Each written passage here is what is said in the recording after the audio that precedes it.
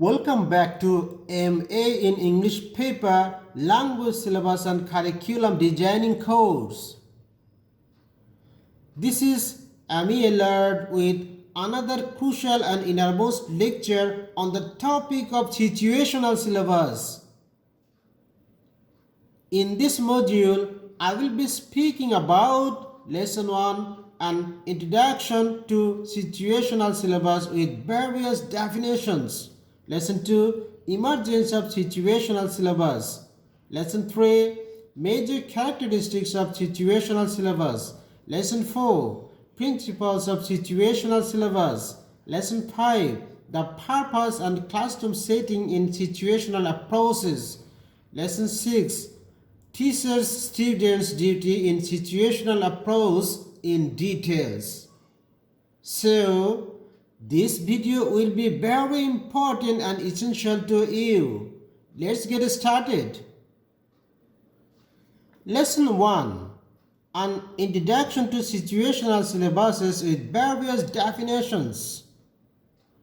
Basically, a situational syllabus is one of the three major categories of product-oriented syllabuses in which the content of language teaching is a collection, selection, sequencing, and grading of various situations like practical, real, imaginary, demo, artificial, limbo, or mythical, where language occurs or is used. A situation usually involves several participants who are engaged in some activity in a specific setting. Selecting and sequencing the contents is based on real or it could be imaginary situations where the language is used. It's focused on practicing oral communication in target language to acquire communicative competencies rather than memorizing situational or structural form of language. If we view to the background of situational syllabus, it is found as an alternative of the grammatical syllabus. It's to say the only syllabus that can be used to create teaching materials. It's constructed based on different situations, and these situations are the topics of the units. The goal of this syllabus is to prepare learners to face different situations where they might use the language. Lesson 2, emergence of situational syllabus. The formulation of a new type of syllabus became inevitable when dissatisfaction was targeted to the grammatical syllabus. Even though the grammatical syllabus has been used with considerable success over a long period of time, many modern linguists have become to see grammar as the wrongly organizing principle for a syllabus, since effective language use cannot be ensured unless it is contextualized, involving ample social interactions. Therefore, the most commonly proposed alternative is to take situational needs as the starting point and thereby to construct a situational syllabus to replace the grammatical syllabus. The situational syllabus did a lot to fill the vacuum that was caused by the drawbacks of the grammatical syllabus. The situational syllabus, however, is not as firmly based as the grammatical syllabus on any well-formulated view of language. Nevertheless, like its precursor, the grammatical syllabus, it has also proven its importance as being the most extensively used component for the multisyllabuses. Indeed, Herbert Palmer and A.S. Wernby proposed and developed situational syllabus in 1960. Lesson 3. Principles of Situational Syllabuses. The main organizing principle of situational syllabus is that the teaching content should be presented in form of real-life situation which reflect the way language is used in daily life. Examples of such situations may include at the tailor, at the bank, at the market, at the hotel, at the school, at the post office, at the restaurant, and the like. Quite often, these situations include participants who perform specific activities in particular settings. Frankie, 1987. Furthermore, in the situational syllabus, language should be used in its social context because without its context, learners will not fully understand the intended meaning. Wilkins, 1976. That is to say, in a situational syllabus, linguistic items are closely related to situations that learners may be faced with. These situations are the basis for language content and presentation. Research 2001, Crabb et al. 2009.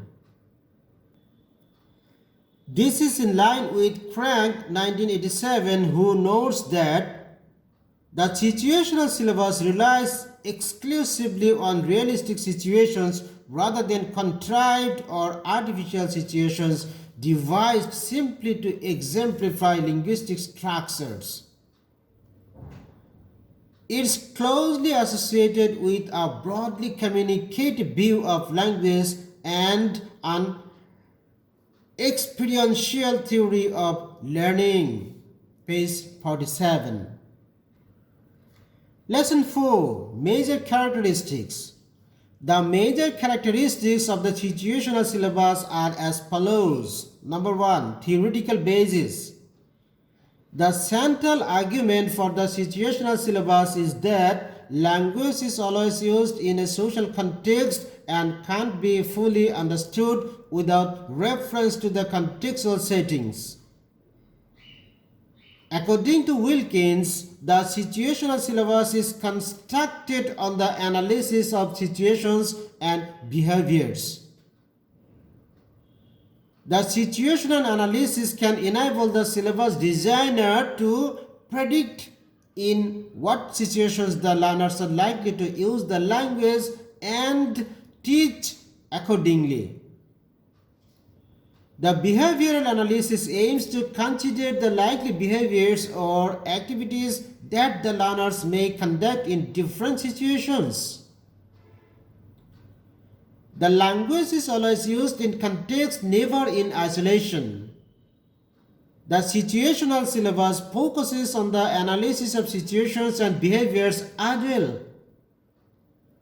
It analyzes which situations the learners are more exposed to use in terms of language and therefore teach those situations according to the learner's needs. Characteristics number 2. Content selecting and sequencing the contents.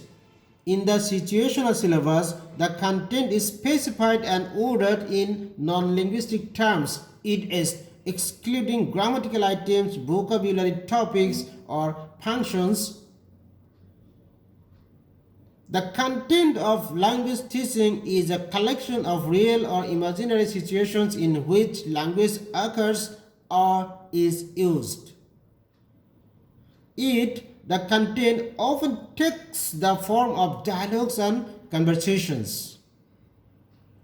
The learners are expected to practice the dialogue and memorize useful expressions and patterns. The grammar and the vocabulary derived from the situations are not themselves the driving force behind the selection. However, the grammar and the vocabulary are also taken into account when the language forms in situations are selected, since these two components receive primary attention in almost all types of syllabuses designing and development. Thus, the main components of the situational syllabus can be analyzed in the following two orders. Number one, a list of language situations, and number two, descriptions of the grammatical and lexical items of each of these situations. Characteristics number 3, objectives.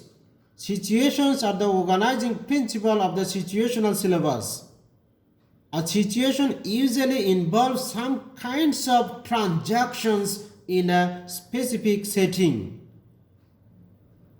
The language occurring in the situation involves a number of probable segments of discourse or dialogue. The primary purpose of a situational language teaching syllabus is thus to teach the language that occurs in the situations. Examples of some probable situations include at the hotel, at the travel agent, at the post office, at the restaurant, at the garbage, at the airport, at the shopping mall, at school, and so on. Characteristics number 4, procedure. In the initial stage of teaching, the teacher has to analyze the probable linguistic situations in which the learners may use the language. Next, he has to analyze the probable behavior or activities that the learners may carry out in different situations. In order to conduct the behavioral analysis, the teacher must rely upon a set of parameters for describing the significant features of situations. These include, number 1, the physical context in which the language event occurs. Number 2, the channel of communication, it is spoken or written. Number 3, whether the language activity is productive or receptive. Number 4, the number and the character of the participants. Number 5, the relationship between the participants, and number 6, the field of activity within which the language event takes place. Lesson 5, advantages. The situational syllabus offers guidelines for organizing language teaching materials on a relatively limited scope, yet it has proven to be beneficial in several ways. Number 1, Wilkins considered this type of syllabus more efficient and more motivating than the grammatical syllabus because it hinges or revolves around practical needs rather than abstract analysis. Number 2, it's a learner-centered syllabus since it takes account of the learners and their needs. Number 3, it enables the learners to behave appropriately in various social contexts. Number 4, it pays more attention to learners' speaking ability in contrast to the grammatical syllabus.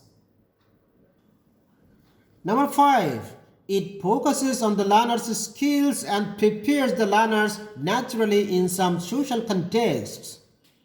Number 6, the situational syllabus is probably most appropriate for short-term special purpose courses like giving prospective tourist survival skills or preparing service personnel such as waiters or waitresses, or to deal with routine requests or firefighters to handle emergency situations. Lesson 6, weaknesses. Even though the situational syllabus is widely used as a replacement for the grammatical situations or syllabuses to organize language teaching materials, there is still strong criticism against this model.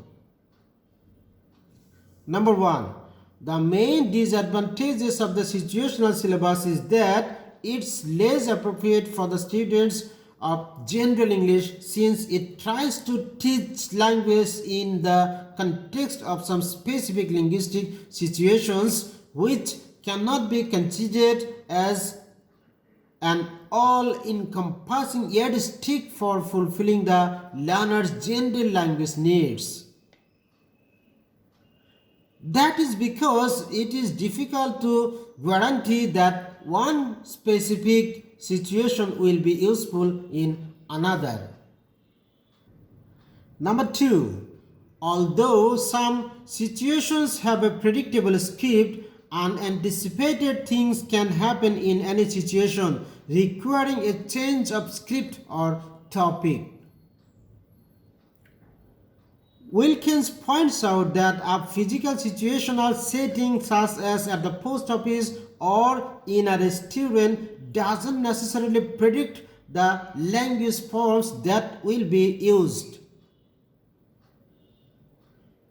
One may go into a restaurant not to order a meal but to ask directions to a nearby museum or to change money for a telephone call.